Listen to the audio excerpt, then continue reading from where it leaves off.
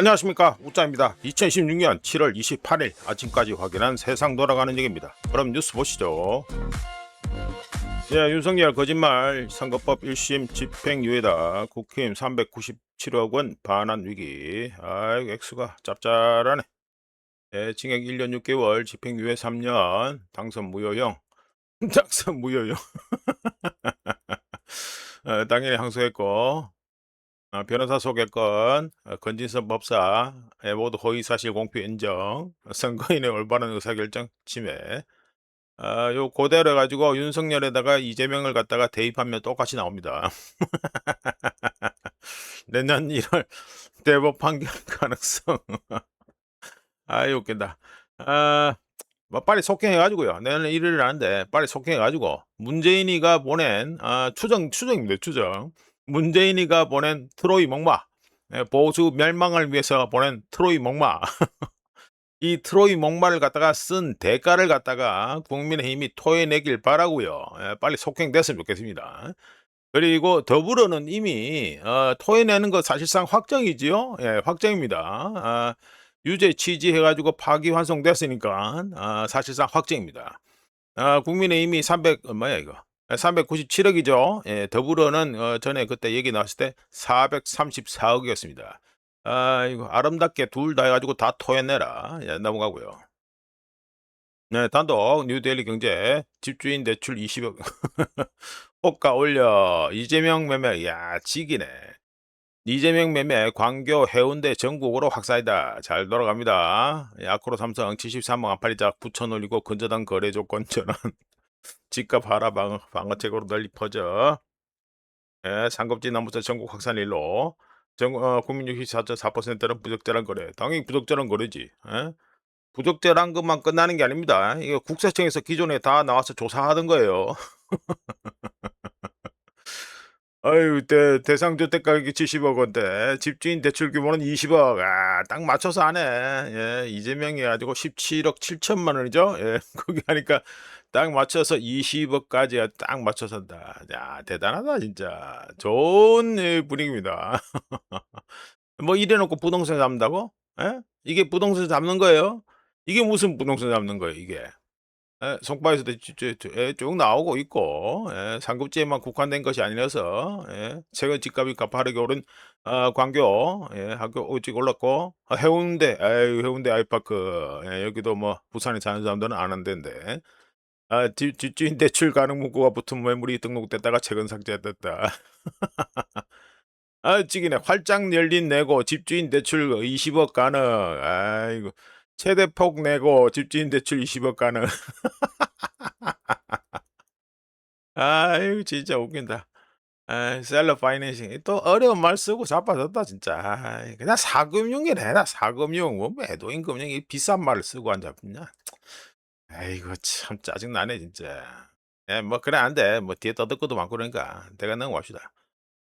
형식상 불법 아닌 만큼 정부가 불법은 아니라고 할 수 있지만, 불법은 당연히 아니라고 할 수 있죠. 개인 간의 거래니까 아니라고 할 수 있는데, 문제는 이거 국세청이 일일이 다 해가지고 쳐들어와서 조사해가지고 세금 이빠이 때리고 이랬다는 거, 이거는 분명히 알아야 됩니다. 하여간에 일이 나왔으니까 이재명 매매에 대해서 우자가 이재명 매매가 주는 이 장점, 뭐 긍정적인 거는 모르겠다만은 하여간 장점에 대해서 우자가 몇 가지 열거를 해보겠습니다. 그래서 첫 번째, 더 비싼 호가로 팔 수 있게 정권 차원에서 인증을 해줬다. 두 번째, 사금융 장려를 통한 또 다른 호텔 경제학을 달성했다. 세 번째, 악마화한 전세를 완전 악마화했죠. 이것도 문재인 때부터 하던 짓인데, 악마화한 전세보다 나은 제도를 만들어줬다. 자, 네 번째, 집값을 잡겠다, 부동산 잡겠다라는 위협은 공갈포였다. 자, 다섯 번째, 개인당 근저당 건수 조사하느라고 바빴던 국세청의 업무 부담을 많이 덜어줬다. 여섯 번째, 17억 7천만 원이라는 디테일한 가이드라인까지 설정해줬다. 이거 지켜주죠? 장점이 한두 개가 아닙니다. 자, 넘어가고요. 여당 단일 종목 레버리지 몰빵 위험 상품 ETF 용어 사용 부적절. 이거 자칭 진보 여는요, 이 글로 처먹은 게 뭐냐면, 지금 뭐 하는 거 마음에, 뭐 레버리지 비율 1.5배 축소 검토 하지 마라, 그러면. 현대적으로 충분한 안정성? 안정성? 지금 뭔 꼴이 나고 있는지 보고 나서도 지금 안전성이 이탈을 차고 잡았냐, 이 더불어. 대단한데? 아이가 나중에 가지고 어떻게 돌아오는지 업보로 보면 되는 거고, 이 자칭 진보가 글로 처먹은 게 뭐냐면요. 지금 답답하고 아쉬우면 말과 단어의 뜻을 갖다가 지금 마음대로 쳐 바꾼다는 겁니다. ETF 용어 사용 부적절? 누가 그래 하라 했냐고. 김용범이한테 가서 한번 따져라 그러면. 그래 이렇게 말할 것 같으면. 맨날 하는 짓이 있다고 짓이야 하여튼에. 홈플러스 매달 11개 영업 재개할 때 해봤자 할 것 같은데. 온라인 재가동도 준비. 해봤자 할 것 같은데. 예, 영업 중단 전 50% 세일로 반값, 눈물의 반값이네. 임금, 공과금 일부 해결, 상품 공급망 복구 속도. 힘들다 봅니다. 예, 우자 한번 간단히 코멘트 할게요. 이거 힘들다 봅니다. 사람들 인식에 이미 홈플러스는 망한 회사입니다. 망한 마트이기 때문에 이거 메리츠가 돈 해가지고 긴급 운영자금 주니 어쩌고저쩌고 해도 안 된다고 봅니다. 그냥 대강 뭐 시간만 질질 끌자. 예, 그거라 보지. 이거 소생할 가능성은 우짜가 보기에는 힘들다 봅니다. 우짜 근처에서 우짜 생활 반경 내에서 그나마 마트도 아닌다마는 그나마 갈 만한 곳이 뭐냐면 지금 홈플러스 익스프레스밖에 없는데요. 거기 뭐 한 일주일에 한 두 번 다시 안 가다가 요즘 또 한두 번 이제 가는데 예전만큼 그래 손님이 많지는 않습니다. 그 하림이 저 인수했죠, 하림이. 하림도 좀 고생을 좀 많이 할 것 같다는 느낌이 들던데. 하여튼간 거기 하림이 붙었는데도 거기 그러는데 홈플러스야는 분리됐잖아요. 익스프레스하고 홈플러스하고. 그냥 힘들다 봅니다. 넘어가고요. 네, 최저 지지율에도 다카이치 1위 1배 안에 겸허히 일할 것이다. 중국과 에이펙 회의 기대한다. 이거는 뭐 말로만 걸어 하는 거고. 국회 출석률 저조 등 비판에는 발생할 점 없어. 디플레이션 탈출 상황은 아니야.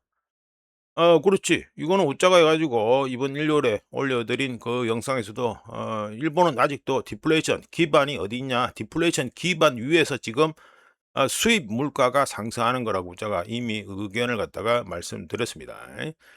그 엔화는 다른 사람 다른 그 뭐 모두를 갖다가 해하면서까지 스스로 해가지고 구원받을 수 있다. 뭐 그런 식으로 해가지고 말씀드렸는데, 거기서 해가지고 일본 경제는 여전히 그 기반은 디플레이션이다. 거기서 말씀드렸습니다. 뭐 확장 재정 지속 가능성이라고 이렇게 얘기했는데 뭐 알아서 하면 되고요. 간단히 말씀드리면 다카이치 해가지고 요즘 지지율 떨어졌다고 이러는데 언제쯤 우리나라에서는 반일 그리고 일본에서는 반한 카드가 발동될지 거기에만 우짜 개적으로 관심이 있습니다. 생각해 보시면 문재인이 때도요. 초반에는 일본하고 잘 지내니 많이 해가지고 그래 했었습니다. 그러다가 뭐 갑자기 무슨 뭐 반일 해가지고 뭐 일본 제품 안 사요 이래가지고 뭐 노제팬인가 뭔가 그거 하고 그랬잖아요. 예, 그쪽 그 지지자들이 지금 해가지고 이재명 쪽에 있는 거 자칭 진보니까 언제든지 카드가 발동될 수 있다. 자 넘어가고요. 자 금덩이 보시죠. 금덩이는 0.60% 상승해서 뭐 왜 상승합니까? 쌈박질 안 한다 하니까 쌈박질 안 한다 하니까 상승해가지고 1온스에 4,076.31달러가 됐습니다. 뭐 딱히 코멘트 할 건 없네요. 볼린저 밴드는 이제 축소가 되어 있고 조만간 이제 어디로 갈런지 방향은 보이겠다 이렇게 말씀드리겠습니다. 이제 넘어가고요. 연덩이 보시면 0.70% 상승해서 1온스에 58.39달러가 됐습니다. 뭐 똑같습니다. 예, 금덩이하고 똑같습니다. 볼린저 밴드가 축소가 되어 있으니까 어떻게 되는지 한번 보면 되겠다 이렇게 말씀드리고요. 지금 현재 보시면 계속해서 옆으로 기고 있죠. 예, 요래 됩니다. 넘어가고요. 자, 요거는 서부 텍사스유 차트인데 뭐를 좀 이래 가지고 찍찍 그어 놓고 화살표 표시를 해 놨습니다. 자, 일단은 가격부터 먼저 말씀드려 보면 브렌트유의 경우 싸움 안 한다 하니까 마이너스 10.86% 폭락해서 1배럴에 87.70달러가 됐고요. 서부 텍사스유 어떻습니까? 마이너스 9.52% 폭락해서 1배럴에 81.86달러가 됐습니다. 오만 구원물은 마이너스 6.03% 폭락해서 1배럴에 82.21달러가 됐고요. 우자가 서부 텍사스 차트에다가 이래가지고 성의 없이 시꺼먼 거 쭉 꺼놓고 이거 채널 상단이죠.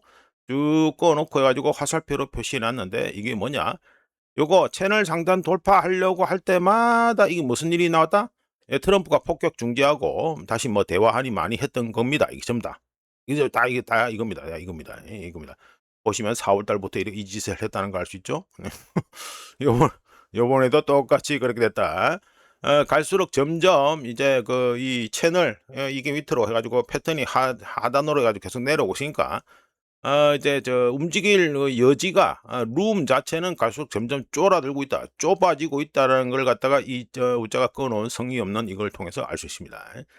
일단은 뭐 우자가 뭐 $84 넘은 다음에 잠깐 내려갔다가 다시 이제 채널 상단 돌파하면서 해 가지고 그때 우자가 예상한 건 한 $90 정도가 채널 상단이 될 거다 말씀드렸는데 다행히도 좀 그래 되는 분위기처럼 보입니다. 하여간에 조금 내려왔다가 요번에 좀 내려왔다가 다시 상승하면서 $90 정도에 지나가는 채널 상단을 갖다가 뚫으면 세 자리로 갈 수 있다. 이렇게 가능성을 말씀드려 봅니다. 자, 넘어가고요. 자, 달러 인덱스입니다. 달러 인덱스는 아이고 쌈박질 그만한다 했는데도 야 0.04% 상승해서 101.505가 됐네요. 말씀드렸죠. 이거 가지고 컵, 요래 가지고 핸들 모양, 컵 앤 핸들 패턴이고요. 채널 상단을 가지고 뚫고 올라갔습니다. 잘 이거 계속 갈 것 같은 분위기인데 쌈박질 안 한다 했는데도 이러네. 하여간에 뭐 계속 봐야 될 것 같습니다. 요거는 자 넘어가고요. 자, 원화죠. 원화는 0.40% 싸져 가지고 어제 해 가지고 어제 장 끝날 때쯤 돼 가지고 1,471.71원까지 올라갔네. 이래서 우자가 1,480원이 깨진 지 좀 애매하다 이렇게 말씀드린 겁니다. 왜 그러냐면 차트상으로 보면 깨진 건 확실한데 이 코스피에서 그 외국인들이 뭔 짓을 하고 있었는지 지난 몇 거래일 동안 지난주 동안 무슨 짓을 하고 있었는지 대강 계속 보시던 분들은 알고 있었거든요. 계속 꼬고 있었죠. 꼬시고 있었습니다. 근데 어제 해 가지고 쟤네 또 물량 털었지요. 어제 또 물량 털었습니다. 그 털자마자 해 가지고 또 이렇게 올라가 버리네. 하여간에 좀 애매합니다. 1,450원이 눈에 밟히는 게 아니라 1,480원이 계속해서 눈에 밟힌다. 이렇게 말씀드리면서 1달러에 1,465.01원이 됐습니다. 우자가 캡처하는 6시 22분 기준입니다. 자, 넘어가고요. 엔화는 0.03% 살짝 싸져가지고 뭐 달러 인덱스하고 비슷하죠. 달러 인덱스가 0.04% 상승했으니까 0.03% 싸져가지고 뭐야 떨어졌는데 163.35 아이고 절단이네 여기도. 1달러에 163.722엔이 됐습니다. 자, 넘어가고요. 이거는 오늘 해가지고 그러니까 우리 자는 시간 동안 해가지고 미국 증시에서 해가지고 관심 있게 봐야 되는 것 중 하나가 또 해가지고 또 떡락이 하나 나왔으니까 말씀을 드리죠 잠깐.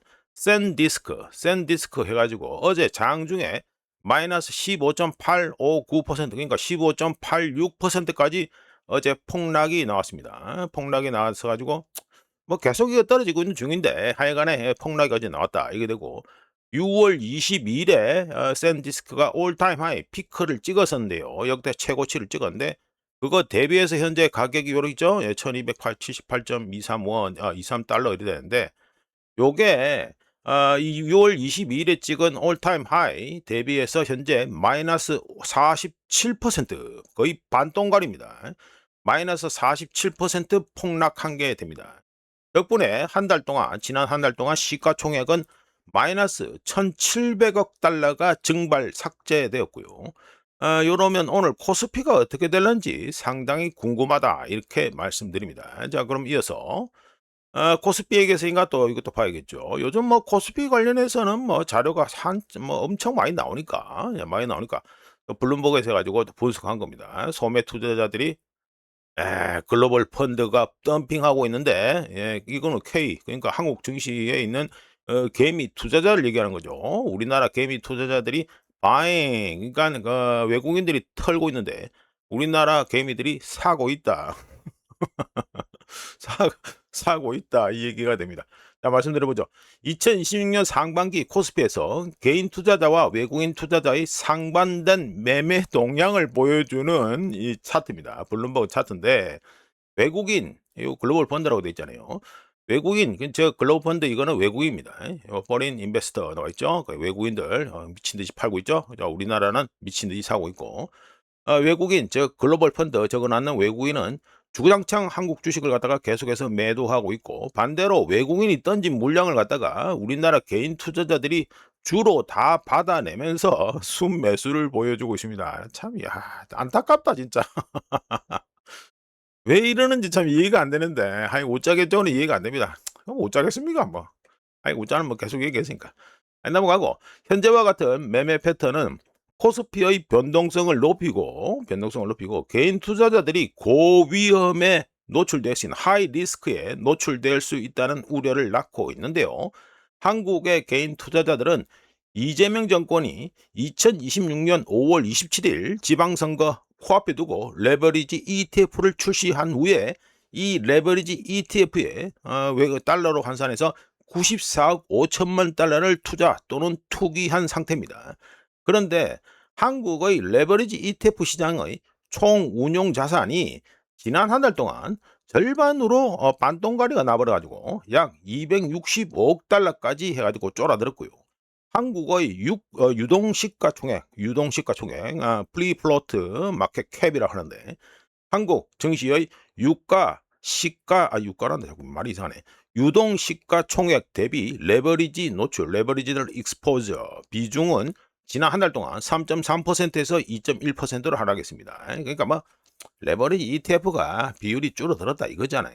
운용자산은 절반 반동안에 나버렸고, 참고로 레버리지 ETF는 목표 레버리지를 유지하기 위해서 뭐합니까? 매일마다 주식을 매매해야 되죠. 이 뭡니까? 리밸런싱이죠. 이런 대규모 리밸런싱 거래는 시장 변동성을 증폭시킬 수 있습니다. 이거 웃자가 이거 ETF 얘기할 때 그때부터 계속 말씀드렸어요. 네거티브 컴파운드 이펙트 뭐 부정적인 복리 효과 등등 뭐 이런저런 안 좋은 소리 다 했었습니다. 이때 이미 그 전에 다 했었어요.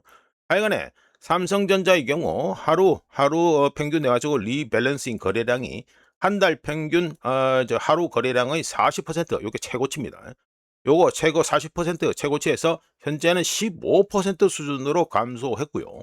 SK하이닉스도 한때 26%까지 하루에 리밸런싱 거래량이 26%까지 올라갔다가 현재는 14%로 해가지고 반동가리 이상 감소했습니다. 삼성전자와 SK하이닉스가 코스피 전체 시가총액의 절반 이상을 차지하기 때문에 레버리지 ETF 청산은 코스피에서 가장 큰 기계적 매수 동력, 그러니까 아몰랑하고 사는 거, 이 기계적 매수 동력 중 하나가 크게 쫄아들었다라는 계산이 나오게 됩니다. 즉 무슨 말입니까? 삼성전자와 SK하이닉스 상승, 주가 상승을 갖다가 키운 바로 그 레버리지가 이제는 시장 하락을 갖다가 가속화하고 있다. 이 소리가 되겠습니다. 자, 넘어가고요. 이거는 장신 매물입니다. 뭐가 진짜일까? 장신 매물이 목표가 8배 차이, 노무라는 116위안, 모닝스타는 14.90위안 이래 되죠. 예, 그래가지고 여기 나왔죠. 블룸버그는 해가지고 커창완 해가지고 여기 상장한 장신 메모리가 개장 직후 공모가 대비 최대 535% 이거 끝내준다. 이러면서 중국 공상은행의 1등자를 갖다가 뺏어서 왔다 됩니다. 아이고 아침에 혀가 안 돌아가네. 네, 하여간에 뭐 여기 뭐 기사는 이래 나와있는데 뭐 이걸 문자가 말씀드리려고 해가지고 이 기사 가져온 거고요. 자, 웃자가 말씀드리고 싶은 걸 갖다가 얘기해 보겠습니다. 자, 장신 메모리가 상장 첫날에만 주가가 450%. 요거는 뭐 장중 최대치가 되는 거고, 하루에 해가지고 주가가 450% 이상 대폭등했는데, 폭등의 원동력을 갖다가 우자가 좀 말씀드려 볼게요. 장신 메모리는 1년도 채 안 되는 기간 동안 전 세계 D램 시장 점유율을 갖다가 4%도 안 되던 것에서 현재는 7.7%에서 8%로 2배 이상 끌어올렸고 1사분기 매출은 무려 719% 대폭발한 508억 위안을 기록했는데요. 이는 삼성전자, SK하이닉스, 마이크론 등 주요 메모리 기업들이 범용 메모리 뭐 DDR4, DDR5 이래 됐잖아요. 이 범용 메모리 생산 설비를 줄이고 수익성이 훨씬 높은 AI 서버용 메모리 사업에 집중한 덕분입니다. 요래 집중할 때까지만 해도 범용 메모리가 값이 쌌는데 그 뒤에 또 범용 메모리 값이 오히려 더 비싸지고 이런 꼴이 나오고 있죠. 하여간에 기존 업체들의 생산 능력 변화로 인해 휴대폰과 PC에 사용되는 일반 DDR5 또는 LPDDR5 칩 공급에 차질이 생겼고, 장신 메모리는 기존 빅3 어딥니까? 삼성, 그리고 SK하이닉스, 마이크론 이들이 더 이상 우선순위를 두지 않는 일반 메모리 분야를 갖다가 이 시장을 갖다가 현재 잠식해 들어오고 있는 중입니다. 단 사람들이 간과하는 부분을 갖다가 우리가 말씀드려 보면 창신 메모리의 월간 웨이퍼 생산량은 29만에서 32만 개로 제한되어 있는데 반해서 삼성전자는 63만 개, SK하이닉스는 50만 개, 그리고 미국의 첨단 리소그래피 장비 수출 통제가 있죠. 중국에 대해서. 이것 때문에 창신 메모리의 추가 확장이 저해되고 있다. 한정되어 있다라는 또 문제가 있습니다. 그러니까 웨이퍼 생산량만 해도 삼성전자의 거의 절반밖에 안 된다. 이게 되는 거죠. 게다가 창신 메모리의 생산 수율은 삼성전자와 SK하이닉스의 성숙 공정 수율보다 42%, 무려 42% 낮은 것으로 알려져 있는데, 이는 평가된 생산 능력 중 상당한 부분이 실제로 사용 가능하거나 출하 가능한 칩으로 전환되지 않는다는 걸 뜻합니다. 관련해서 우자가 해가지고 이거 일본 해가지고 만들어 올리고 있습니다만 이미지 고이차고 이거.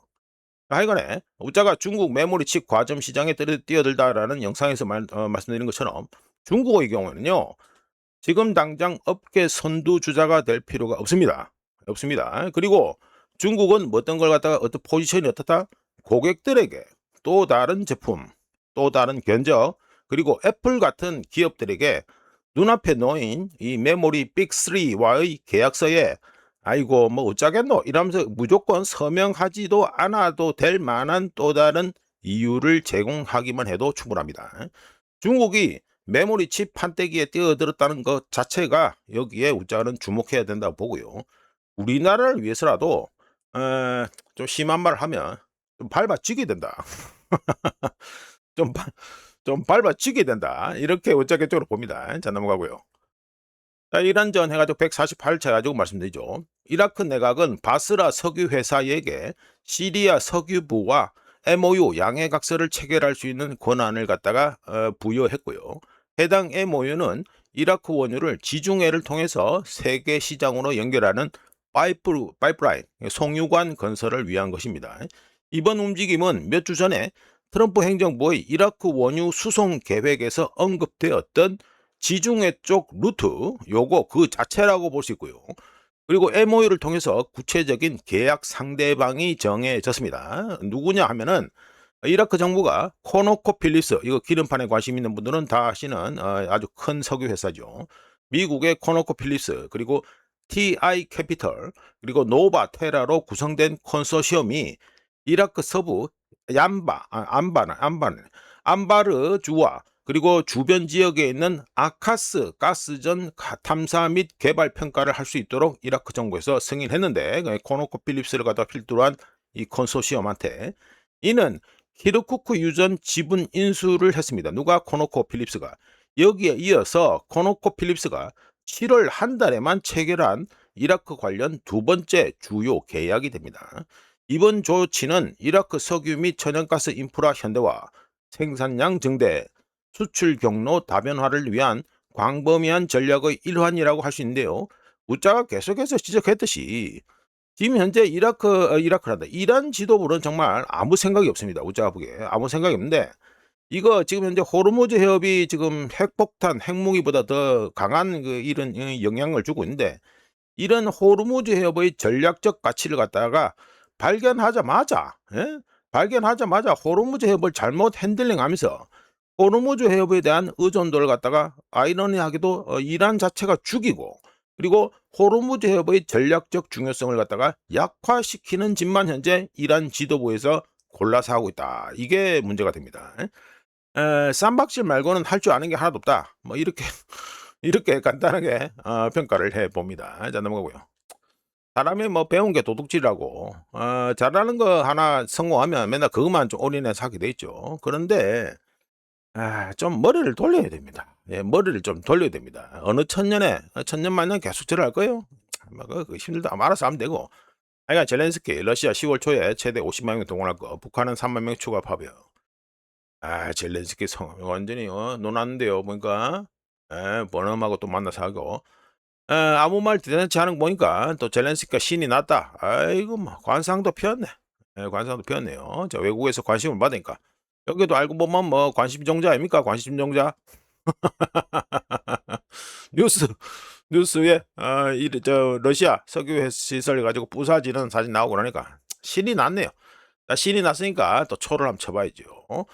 자, 요번에 가지고 우크라이나전 지도를 갖다 웬만하면 요즘 소개를 잘 안 하는데 한번 간단하게 얘기를 해드립니다. 뭐 벌써 25분에. 여기는 어디냐면 드니프로주하고 요 옆에 뭐 끊겼는데 하여튼 뭐다 드니프로주라고 합시다.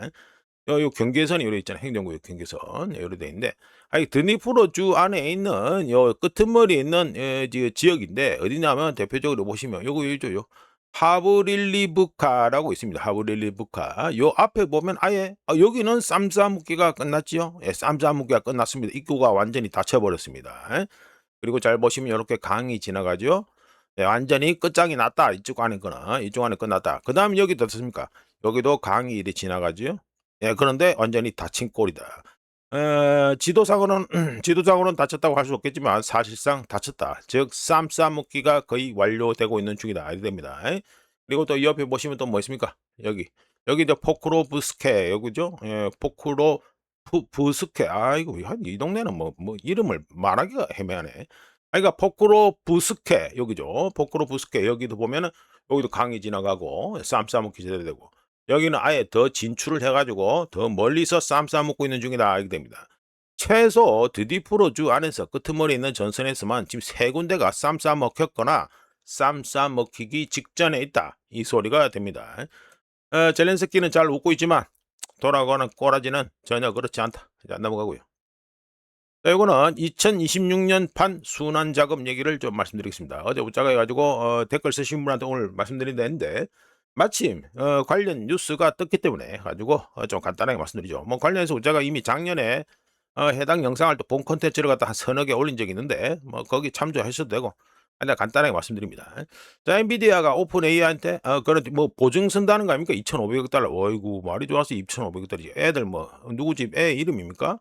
하여간에 2,500억 달러짜리 보증을 갖다가 엔비디아가 서서 오픈 AI가 데이터 센터 나오죠? 데이터 센터. 뭐냐면 좀 말씀드립니다. 월스트리트 나왔는데 엔비디아가 2,500억 달러짜리 보증을 서서 오픈 AI가 소프트뱅크에서 지금 현재 오하이오주에 건설 중인 데이터 센터가 있습니다. 그 규모가 10기가와트짜리 아주 큰 데이터 센터인데 이거 임대하는데 보증을 갖다가 2,500억 달러를 갖다가 쓴다는 이 얘기가 됩니다.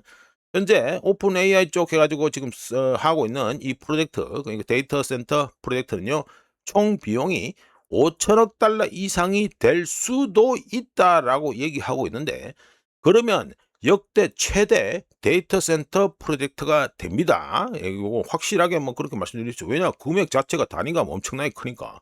말이 쉬워 5천억이지. 애 이름이게 5천억이. 그러니까 5천억 달러짜리 역대 최대 데이터 센터 프로젝트가 될 수 있는 거에다가 엔비디아가 2,500억 달러, 여기도 뭐 규모가 어마어마한데, 그러니까 2,500억 달러치를 갖다가 보증을 준다 이게 됩니다. 그런데 이미 이거 작년에 봤던 겁니다. 자, 작년에 봤던 겁니다. 하여간에 조금 더 말씀드려보면 해당 엔비디아가 보증 쓰고 오픈 AI가 땡긴다는 이거 소프트뱅크가 지금 건설 중이는 데이터 센터 아주 뭐 친숙한 이름들 다 나오죠. 엔비디아, 오픈 AI 그리고 소프트뱅크 다 나오는데 그러니까 이 프로젝트의 전기를 대는 거는 미국 정부가 관리하고 최근 무역 협정에 따라 일본이 또 낑겨가지고 또 자금을 별도로 지원한다고 합니다. 그런데 웃자가 이거 작년에 이거 이미 블룸버그 이거 차트 이렇게 갖다 놓고 말씀드린 바 있습니다. 뭘 말씀드렸다? 무한 자금 결함이라는 영상을 갖다가 본 콘텐츠를 올린 바 있습니다. 이거 똑같습니다. 뭐 보증서 주고 돈 빌려주고 똑같아요. 이걸 작년에 했던 거, 작년에 웃자가 소개했던 걸 갖다가 현재 2026년에 똑같이 써먹고 있는 겁니다. 똑같이. 여기는 뭐 오픈 AI 이거 다 금액 보세요. 또 5천억 달러. 묘하네. 또 5천억 달러도 또 나오네. 다 똑같습니다. 다 똑같고 엔비디아가 똑같은 기술을 또 2026년에 또 써먹고 있습니다. 당연히 이렇게 하면 사람들이 이제는 좀 알아야 되는데 이거를 알고 그럴지 안 그럴지는 좀 지켜봐야 될 것 같고, 우짜 보기에는 그냥 뭐 별거 없어요. 똑같아요. 똑같으니까 우짜가 심심물이 땅콩해 가지고 엔비디아 차트, 주가 차트 해 가지고 그냥 믿거나 말거나 얘기를 한번 해 봅니다. 뭐 순환 자금 뭐 문제, 그리고 무한 자금 결함, 뭐 이거 본 콘텐츠에서 얘기했으니까 요거는 뭐 우짜가 뭐 관심 얘기했으니까 뭐 관심 있는 분들은 보시면 되고, 하여간에 엔비디아 차트를 보시면 1차 방어선이 여기 $190입니다. 예, 1차 방어선이 쫙 보면 뭐 라인이 딱 제대로 눈에 밟히잖아요. 예, 돌파하고 제가 돌파 할락말락 할락말락 이러다가 이게 돌파한 거고, 요 앞에 가지고 계속해서 라인이 딱 잡혀 있는 거. 현재 1차 방어선이 엔비디아 주가의 1차 방어선이 $190입니다. 요거 해 가지고 이거 떨어질라 하니까 현재 해 가지고 또다시 해 가지고 순환 자금 이 기술이 또 나왔는데, 올해 또 나왔는데, 혹시라도 이게 잘 안 먹혀서 이 $190 1차 방어선이 뚫리잖아요. 예, 그러면 2차 방어선은 상당히 중요한, 이 봐도 딱 눈에 밟히죠? 예, 딱 밟힙니다. 이렇게 딱 라인이 바로 딱 그려집니다. 이 수평 라인이 얼마가 되냐 하면은 이게 $164입니다. 이 $164가 지금 이 고점 대비해서 요 최고점 올타임 하이 대비해서 마이너스 30% 하락한 게 되는데, 요 $164 이거 억수로 중요하고요. 만약에 이 $164가 뚫린다, 이 2차 방어선 이거 억수 중요한 라인이 뚫린다 이러면 $100 밑으로 떠진다고 우짜개쪽으로 봅니다. 자, 넘어가고요. 자, 요거는 모멘텀 매매가 붕괴 중이다 해 가지고 말씀드리죠. 골드만삭스가 선정한 개인 투자자들이 선호하는 인기 주식 바스켓, 바스켓 리테일 페이보릿 스톡 돼 있죠. 그러니까 개인 투자자들이 좋아하는 이 주식을 갖다 모아놓은 바스켓이다 이게 됩니다. 그래서 월간 퍼포먼스인데, 어라 이거 뭐 쭉 떨어지네. 자, 이거 골드만삭스가 선정한 개인 투자자들이 선호하는 인기 주식 바스켓이 7월에 마이너스 13% 끝나가면서, 아직 끝나진 않았으니까, 7월이 끝나지 않았으니까 지금 이제 진행형인데, 마이너스 13% 급락하면서 2022년 하락했죠. 요거 약세장. 여기 2022년 약세장 이후 최악의 월간 퍼포먼스 또는 수익률을 기록할 것으로 예상됩니다. 간단하게 말씀드려서 가장 큰 폭으로 상승한 기술주를 추종하고 가장 큰 폭으로 하락한 종목을 공매도하는 전략이 바로 이 바스켓에 묶여 있는 개인 투자자들이 이제 선호한다는 인기 주식 바스켓이 이게 되는데, 이게 전략입니다. 그러니까 기술주 같은 거를 갖다 추종하고 많이 떨어진 거는 그냥 공매도 해가지고 채워버리고 이런 전략인데, 이게 7월에 이번 7월 달에 블룸버그가 추적하는 11개 전략 가운데 최악의 퍼포먼스를 갖다가 보였다는 소리가 되지요. 개인 투자자들이 좋아하는 모멘텀 매매 붕괴는 막대한 AI 투자에 대한 투자 효과에 의문을 제기하는 투자자들의 심리와 이란과의 긴장 고조로 인한 지정학적 위험 증가, 그리고 패드 미 연준의 금리 인상 경로에 대한 불확실성이 투자 심리를 위축시키는 가운데 이렇게 가지고 수익률이 떡락하고 있다 이게 됩니다. 물론 분위기가 안 좋음에도 불구하고 개인 투자자들은 여전히 매수를 이어가고 있고요. 하지만 확신은 점점 떨어져서 JP 모건에 따르면 7월 22일로 끝나는 주, 그러니까 일주일 동안, 7일 동안 개인 투자자 자금 유입은 57억 달러로 지난 12개월 평균인 68억 달러를 하회했습니다. 참고로 여기 페이보릿, 그러니까 뭐 바스켓볼 리테일 페이보릿 스톡 되는데, 여기에는 뭐가 또 포함되어 있다? 기술주 말고도 해가지고 로빈후드의 마켓, 그리고 마벨 관심 있는 분들은 다 아시죠? 마벨 테크놀로지 같은 종목들도 포함이 되어 있습니다. 자, 넘어가고요. 네, 요거는 글로벌 채권 매도세다 해가지고 말씀을 드리죠. 블룸버그의 글로벌 국채 지수입니다. 이 글로벌의 국채 그 지수 이 차트인데, 여기에서 2008 금융위기 이후 쭉 가면 어딥니까? 2008 금융위기잖아요. 이거. 2008 금융위기 이후 최고 수준인 이거 그 블룸버그 글로벌 국채 지수가 3.7%로 상승했고, 이런 매도세, 그러니까 안 팔려 가지고, 그러니까 이게 안 팔리고 누구 덤핑하고 뭐 해 가지고 뭐 패대기 치고 그러니까 이게 올라가는 거죠. 인기가 좋으면 내려가는 거죠. 이거 올라간다는 거는 인기가 안 좋다는 소리입니다. 이런 매도세는 전 세계적으로 확산되고 있어서 10년 만기 영국 국채 수익률은 5%를 웃도는 수준을 유지하고 있고요. 10년 만기 독일 국채 수익률은 3.17%, 요 데이터, 그러니까 기사 나올 때는 3.17%입니다. 10년 만기 독일 국채 수익률은 3.17%로 2011년 이후 최고치에 근접하고 있고 30년 만기 일본 국채 수익률은 3.98%까지 급등해서 올타임 하이에 불과 22 베이시스 포인트밖에 차이 나지 않고 있고 30년 만기 미 국채 수익률 역시 2007년 이후 최고 수준에 근접하고 있습니다. 시장에서 중앙은행의 통화정책 완화를 기대하는 시점에 터진 유가 급등 뭐지요? 이란전이죠. 이란전. 이게 인플레이션 우려를 다시 불러일으킨 가운데 투자자들은 추가 금리 인상 가능성을 가격에 점점 더 반영하고 있고요. 국채 수익률 상승, 국채 가격이 이제 이자를 갖다 훨씬 많이 줘야 된다는 거. 이거는 전 세계 경제 전반에 걸쳐 차입 비용을 빚내는 비용을 갖다가 증가시켜서 정부, 기업, 가계 모두에 부담을 주고 있습니다. 게다가 막대한 AI 투자 같은 자본 집약적 프로젝트를 벌이는 기업들의 부채 비용이 증가하면서 해당 기업들에게 부채가 점점 더 큰 부담이 되고 있고 채권 수익률이 계속 상승하면서 할인율 상승으로 인해 주식 가치가 하락하고 이자 비용 증가는 기업 이익을 위협할 것입니다. 이거는 뭐 당연한 얘기고요. 가장 큰 위험, 현재 걱정되는 가장 큰 위험은 중앙은행의 대응 속도보다 채권 시장의 금융 긴축 속도가 더 빨라지는 것이다. 이렇게 말씀드립니다. 자, 넘어가고요.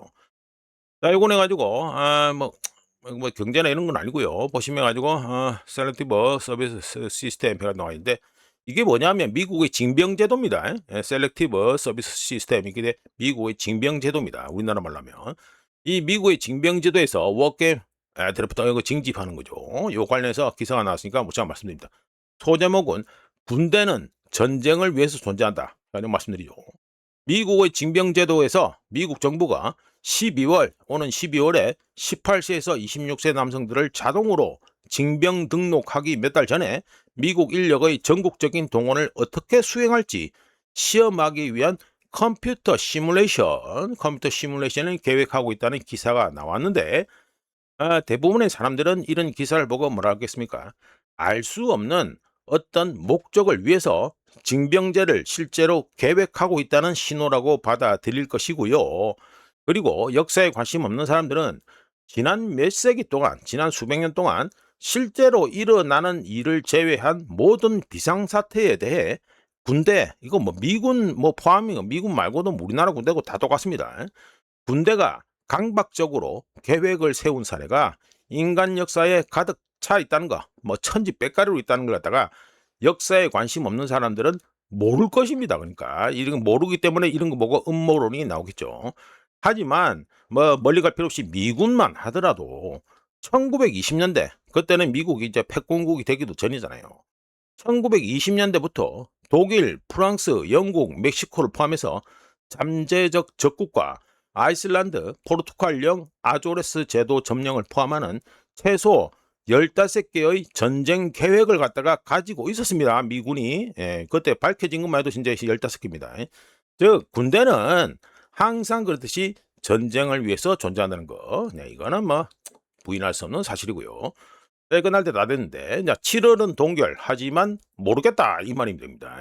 먼저 미국의 국채 수익률 곡선을 보시죠. 보시면 가지고 한 달 전 10년물로 봐도 한 달 전 대비해서 많이 올랐죠. 4.374.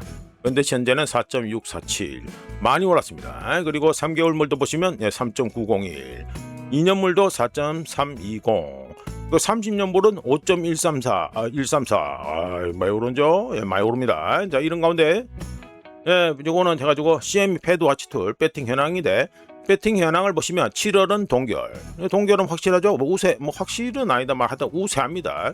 우세한데 9월부터가 이 꼬라지가 지난번 소개 때보다 더 많이 오른쪽으로 갔습니다. 오른쪽으로 더 가지고 9월에는 거의 확실하다. 25 베이시스 포인트 인상하는 게 확실하다 보고 12월에 또 올라가네.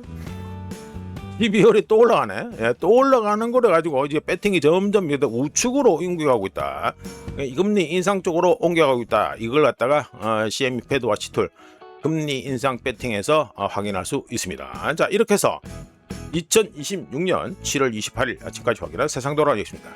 구독, 좋아요 그리고 회원가입 감사합니다. 내일 또 찾아뵙겠습니다.